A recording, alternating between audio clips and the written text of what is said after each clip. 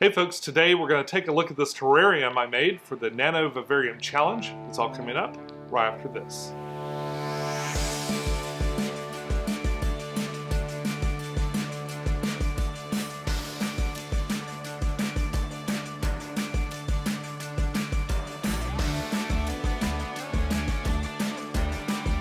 Hey YouTube, this is Pecktec, and I can't stop looking at this new enclosure that I've created. As you guys might know, last year I had dabbled around in some terrariums. And Kerrigan and I made some terrariums, and I did a couple of other things too. But it never really clicked. Like, I got all the principles, but it was kind of boring. I think mostly because of the scale of it was so small. So around the beginning of the year, Custom Aquariums, who I talk to every now and then, they help me out with a sump that's underneath the 210 there. They have another division of that company called Custom Cages, and they make a product called the Vision Cage. And they offered for me, and many others, I guess, I don't know of all the people that did it, I just know one for sure, to participate in this Nano Vivarium Challenge. Now, I have no idea what the other people, aside from Rachel O'Leary, she and I have compared notes on these things a little bit. But I have no idea what the other people were going to do with this. So I definitely took my own spin on it. So I'd like to tell you right up front too that Custom Cages has provided me with this Vision 215, I believe, this Vision 215 enclosure. And Josh's Frogs, the co-sponsor of this challenge, provided me with some of the materials in here. I basically got to go shop on their website, and you're going to see that in just a second. So in this video, I'm not going to attempt to sell you anything. I'm just going to provide these, show you as they are, and then you can make up your own mind. But I did want you to know right up front that they gave me these for free.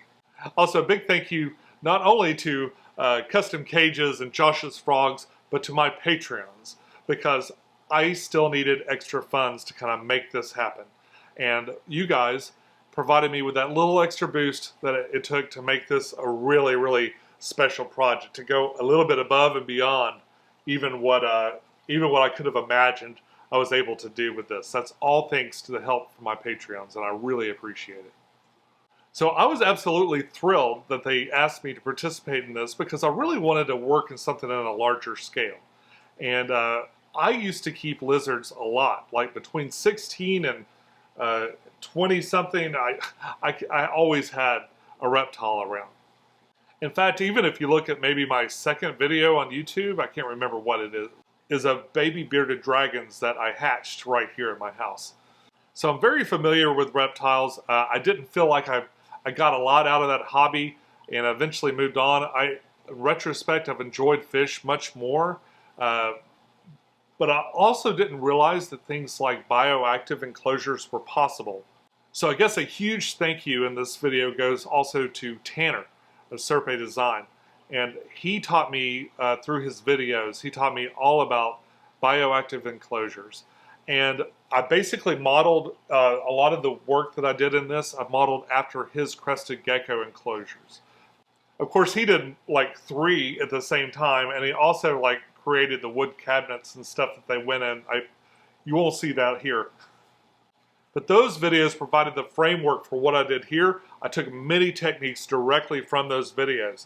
And so if you don't feel like you've learned enough here, or if you'd like to get in a little deeper, I encourage you to go check out his videos too, if you haven't already. The first thing I wanted to do when I started this terrarium is decide what kind of creature I wanted to keep. And I landed on a Crested Gecko. I think they're really interesting. They're not too small, but they're not too big.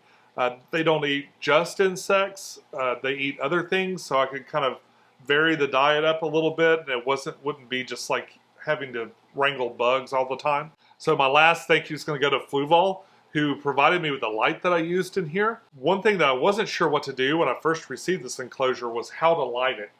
I knew what I wanted to do, so if I went with a Crested Gecko, Crested Geckos are real active in the evenings, right? When the light starts to dim down and it kind of changes color. And in the mornings too, presumably. I've heard at dawn they can be a little bit more active too. But most lights today, they just kind of come on and they go off. Now it's real important that they have a sense of day and night, and if you're not doing live plants and stuff like that, then your room lights kind of, or the ambient light in the room, unless you live in a cave or something, is enough to provide that to them. But I do have plants. I need this to be planted. A bioactive enclosure, if you don't know already, includes some small creatures, in this case springtails and isopods, that's going to eat up the detritus, so I'm not going to have to go around necessarily and go find all the little poopy places that the gecko leaves in there.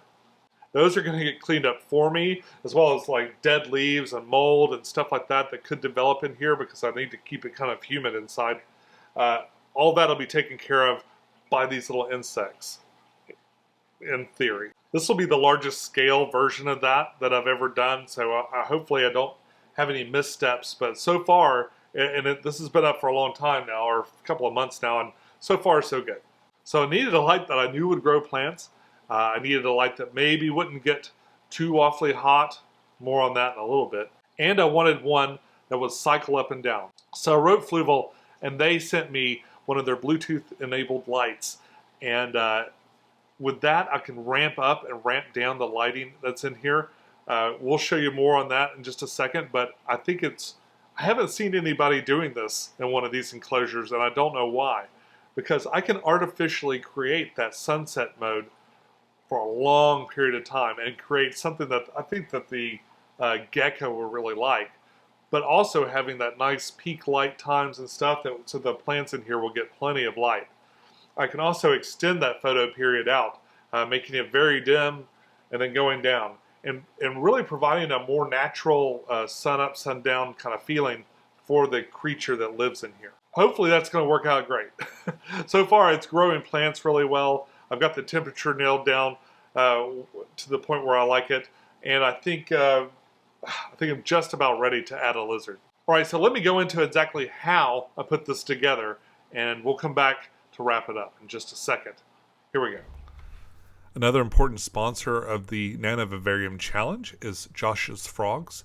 They're a great place to go and get you started with a wide variety of products that you can get going with your vivarium with. And I placed an order of about $200. The first thing you'll see is this beneficial insect guide. These are beneficial insects that they use in their nurseries and that you might see on your plants, but you shouldn't worry about too much. Another thing I got was a little care guide for the springtails and isopods that we'll see in just a second. Now I'm listing the names of all the different plants that I've got as they come up out of the packages. They were all well packed and seemed to be in very good health. One thing that I really liked, because I'm not really a terrestrial plant guy, I don't know as much about those, is I was able to shop by creature. So I knew I wanted a crested gecko, so I bought a bunch of crested gecko friendly plants. And they had a really large selection of plants that I could pick out for them. Something else I wanted to do is make this vivarium bioactive. So I picked up some springtails, and I also got some dwarf white isopods. This was part of a little kit that they have. They both came together in like a little bioactive starter set, which I thought was really neat. As we dig further into the box, we got a couple of things that I picked up that were just to check out, like these little cups for food that are biodegradable, and these vines that I didn't end up using, but I will probably use in the future sometime. I also got a little bit of crested gecko food while I was in there, and I thought I would try out this flavor and see how he likes it. I also got some of this false bottom material that I didn't have. I way overbought on that. I also got this Thermometer-Hygrometer kit. This thing has probes that I can put down into the vivarium, so I thought that was a really neat thing to have. And last but not least, I got this BioBedding, which is really interesting. It's got a lot of different types of material in there. It's not just one thing. There's like a couple of different things in here, and you'll see more on that in just a second. All right, so here we have the vision cage I'll be working with. The vision cage has about, about 4 parts to it.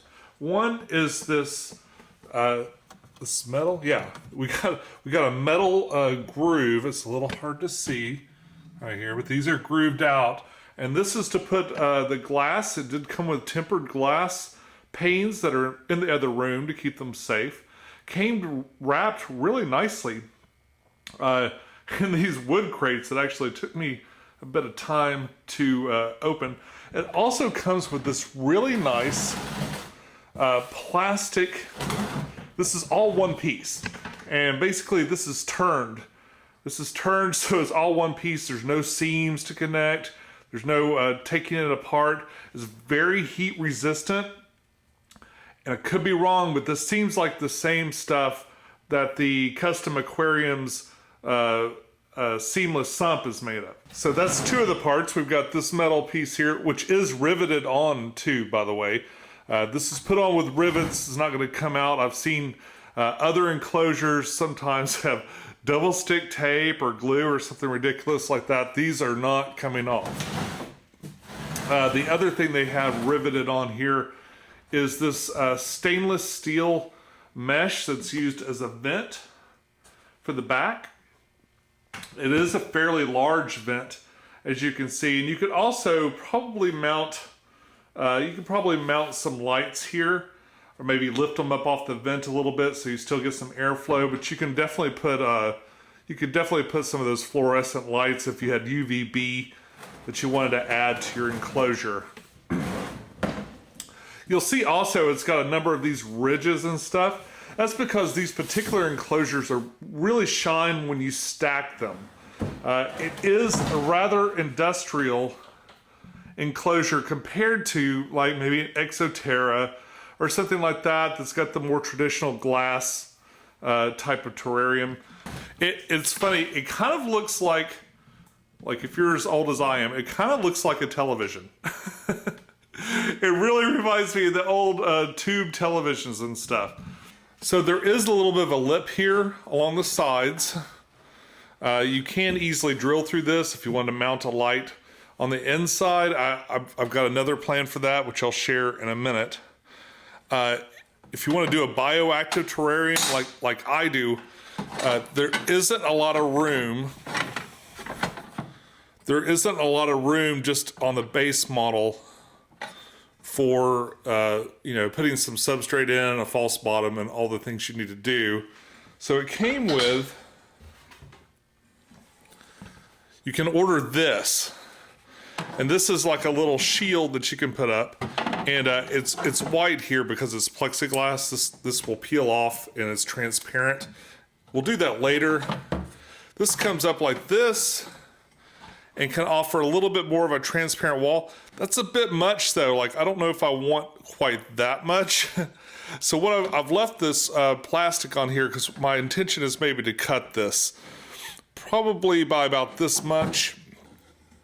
And that should leave me plenty of room to do a little bit of a false bottom there and then start to add substrate and stuff to the top and make this a bioactive enclosure.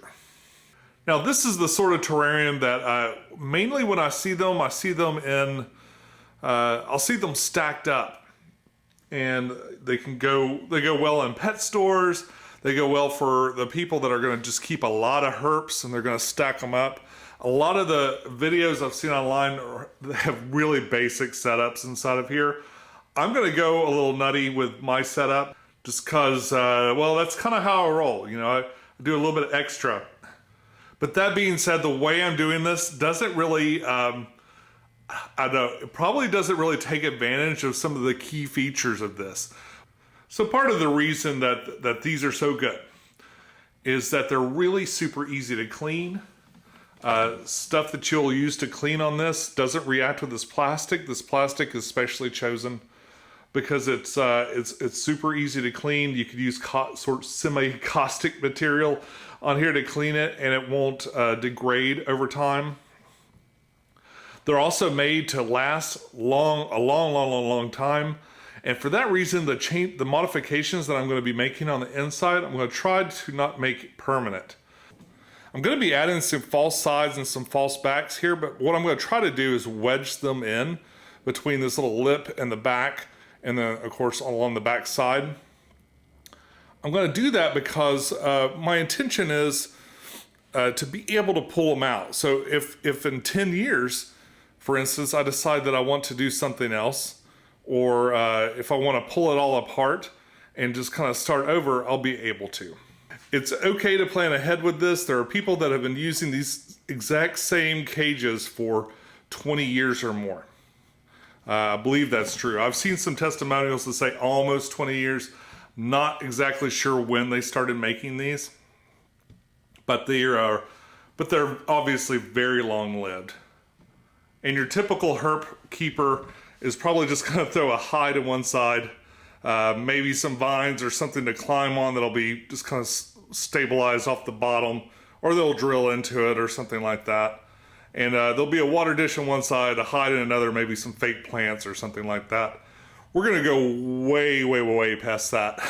It really made this interesting. It looking like a TV somewhat, especially if you get kind of a quarter view like that.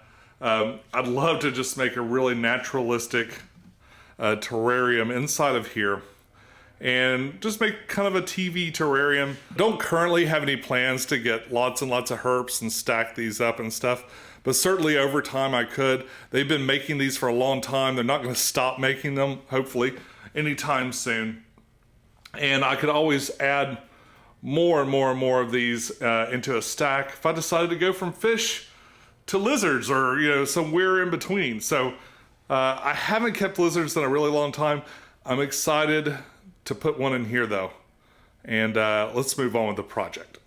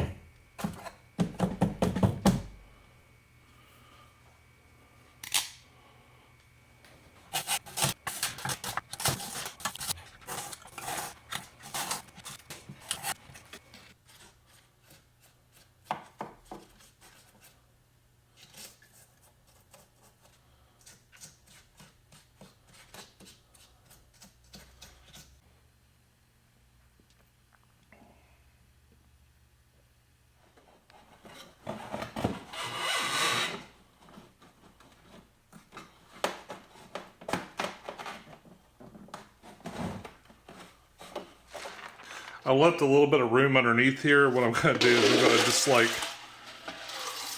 let this stuff fill in underneath there.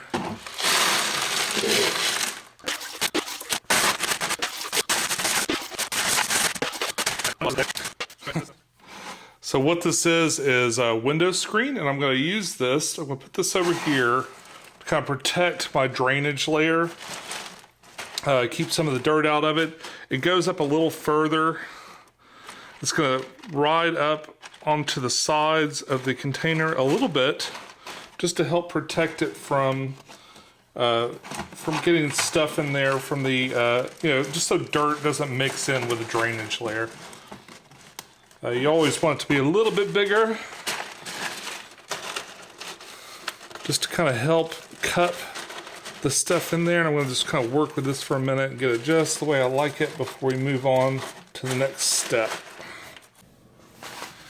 Here I've got some activated carbon. This is just something I'm not using in an aquarium somewhere. I've ended up with kind of a lot of this over the years here and there.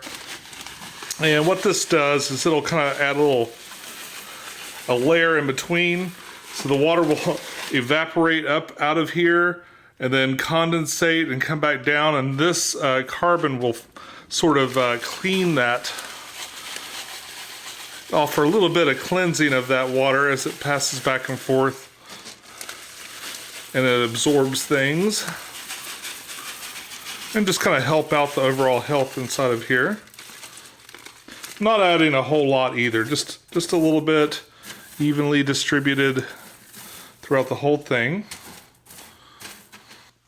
Okay, so up next we have the Josh's Frogs BioBedding, and it's worth noting that this says that it doesn't require a drainage layer when you use this, but it says if you're just doing hand misting, which I'll be doing at first, but I'd like to eventually incorporate a automatic misting system in this, because, you know, why not?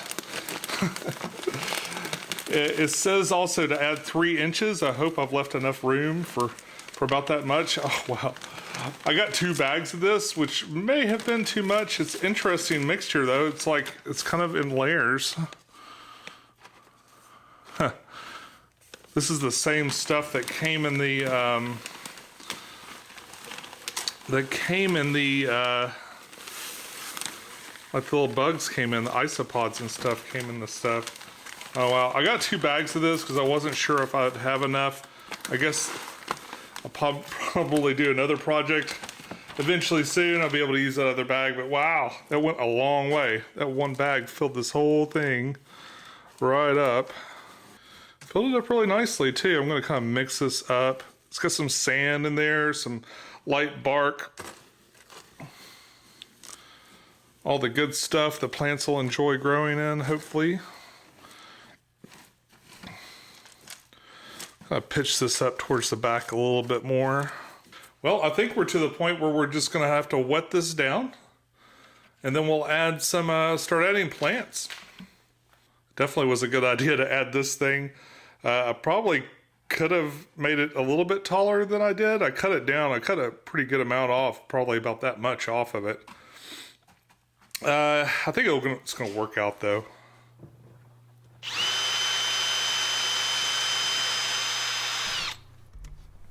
So I wanted to try something really special with this vivarium, and I want to include something I love on aquariums, and that is a Fluval LED light. This is the Fluval Plant 3.0, and what it does that's especially cool is it ramps up and down, so I can have a really true daylight simulator and extend the evening as much as I want.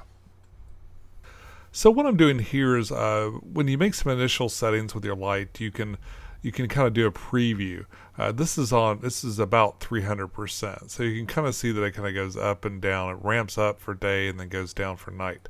I did have to make some adjustments in order to make sure that light cycle didn't generate too much heat. I actually toned it down a little bit because it gets a bit warm in there.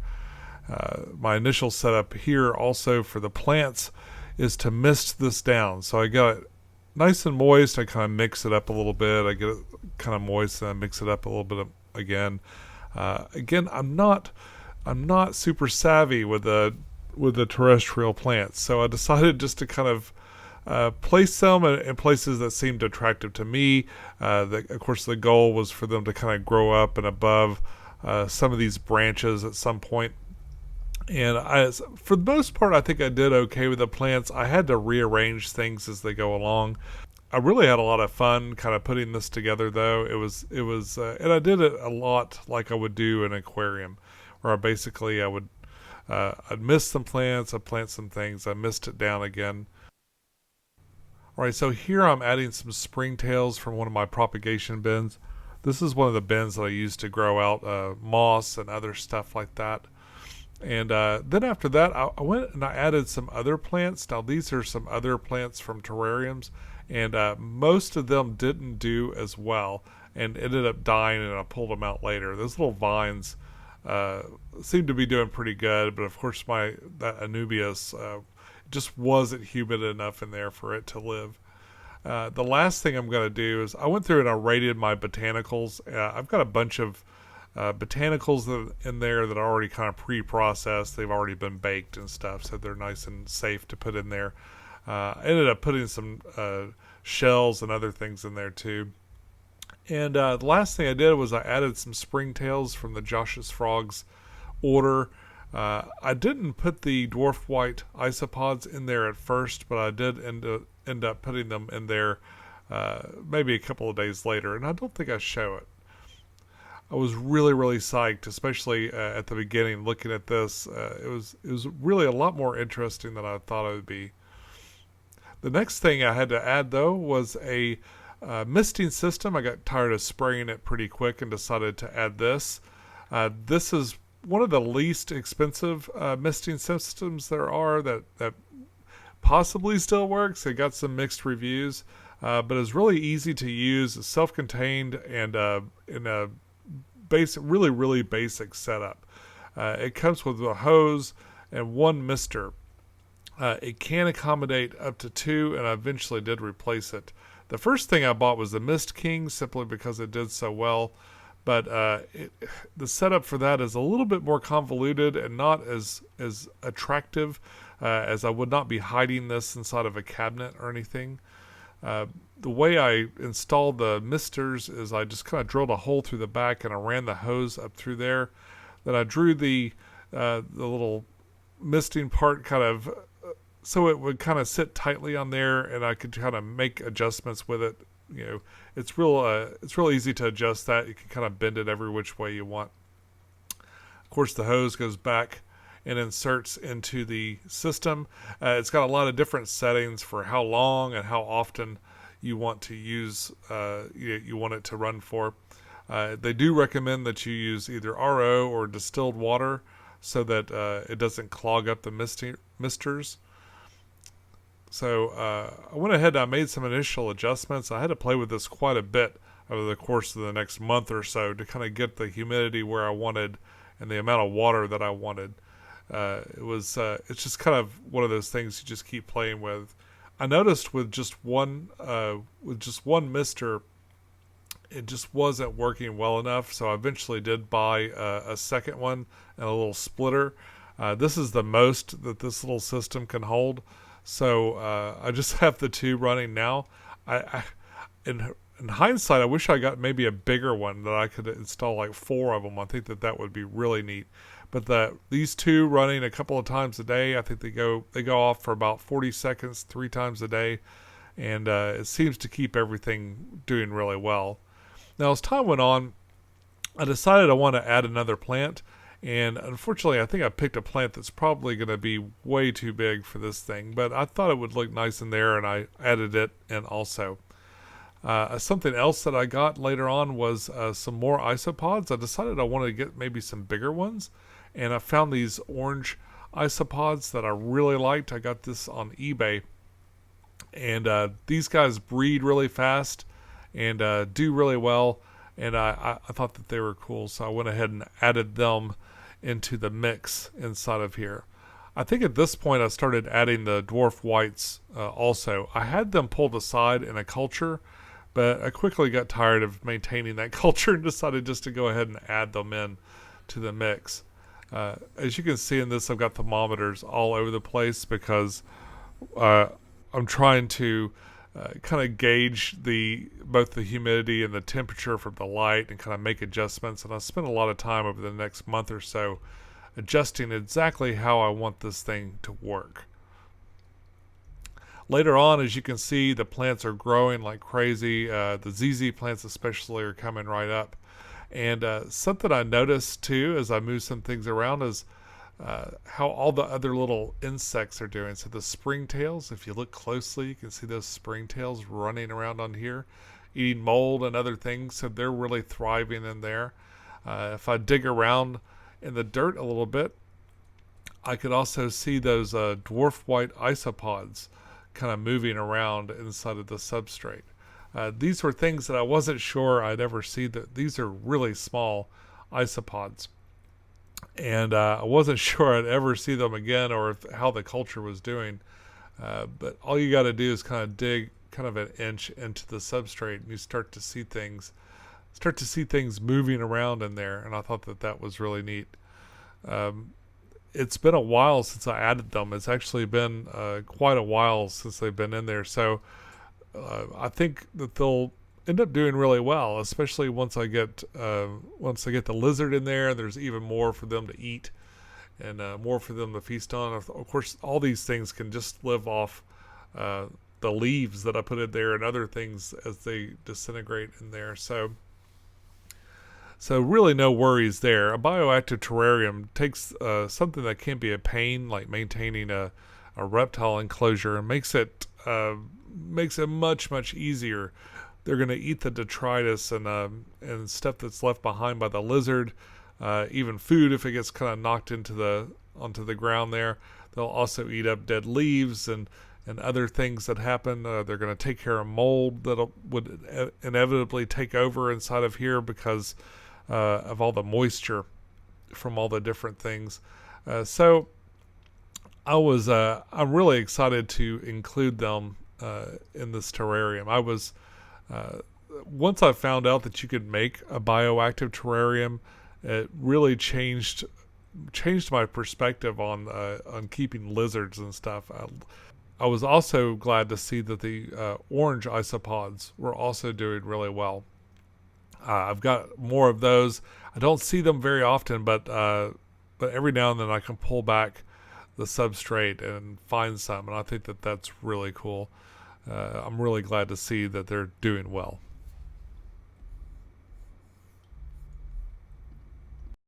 All right, now, so here it is grown out, as opposed to when I first planted it. Of course, I added this thing. I think this is called a money tree. And I've already had to trim it back because it's going to be too big for this aquarium or this terrarium. So I'm going to have to eventually remove it.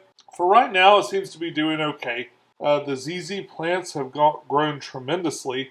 I've got two shoots right here and one right here that's just come right up through the wood, which is cool. Exactly what I was interested in doing. I think it was neat that these ones that I planted just stayed exactly the same size. In fact, there's another one coming up on the other side over here.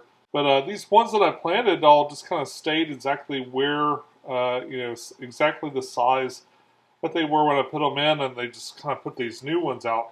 Hopefully these don't just go all the way to the top and bend over and end up being a big problem. It kind of looks like they've slowed down, like these kind of came out and then they slowed down right about there. So maybe they'll get to a point that's kind of optimal for them and then stop. I've also added some moss here and along the sides and different little places that I got on eBay. The best I could, made sure that they were pest-free. I put them in a propagation bin for a little while and kind of kept them there. No interesting little critters came out of that, so they've gone into here. They kind of help. It's a little rough right there where I cut the foam away for the wood and stuff. The wood is attached with it. That seemed to work really well. The one thing I do regret on this one is I didn't integrate any kind of place for food. Like I really meant to do that, and I even considered taking these little botanical shells and stuff. Consider taking those and making those into food dishes, perhaps maybe in the branches and stuff. And I still might do something like that. For right now, I'm just kind of keeping my options open. I'll probably be putting Freckle in here next week. Right now, he's just living up here on top of this thing. He's in his little hide. You can't hardly see him in there. He's in his little hide right now. Oh, actually, no, he's not. There he is. He's in here hoping that maybe I've decided to feed him early, I guess. But yeah, he just lives in this thing right above it for now. Right here is the humidity probe, and the temperature probe's actually all the way up here towards the top. It does get rather hot. This light gets pretty warm, and the vent is actually down below, so the heat kind of stays in this area. Now there's some holes. There's a hole there for the power cord, and there's a hole for these probes on the other side, so there is a little bit of ventilation there for the heat to escape, but not a lot. So what I did is I toned the lights down so they never come up to the maximum, and I've got a nice gradient. So it does get up a little bit above 80 during the day, and I've taken this measurements over several days, and the measurements are all coming from, or mostly coming from here. So right here at the top here, it does get about 81 degrees for a couple of hours during the day, but it gets all the way down to like 72 degrees by the time you get down here. So I've got a nice gradient between the top and the bottom, and there should be plenty of areas for Freckle to move to find a nice, comfortable place. I've got a lot of dark areas. Actually, with your eyes, it doesn't look as dark as it does with here. Let me brighten it up a little bit. There's some darker areas down underneath here. And underneath here, I've made a little hide on this side with like a little shell and some that's stuffed with some moss and some sphagnum moss and stuff like that, just to try and make him someplace that's comfortable for him to hide out in. I think next week I'm going to add him to the terrarium, and that'll sort of finish this up. And there it is. It took a while. It took a while to put this together and kind of get all the little pieces going in the right way. I way overbought some stuff at Josh's Frogs, so I've got enough to, in theory, make another one. I'm not sure if I'm going to just stack a bunch of these up and do it, but I don't know. Custom cages, you want to hook me up? Oh, we could do 3 or 4 more of these. That'd be great. I think the big trouble with keeping a gecko is trying not to keep hundreds of geckos. He's a super cute little lizard, and I was going to do the experience of going and purchasing him before this video, but I decided to kind of push that back to afterwards, because at the end I'd like to add him in here, and I want to give it maybe 1 more week before I do that. So tune in next week where Kerrigan and I go on a little shopping excursion to a reptile convention, and we buy a crested gecko named Freckle. It's all coming up next week. Until then, follow your bliss, keep a clean vivarium, and I'll see you soon. Bye-bye.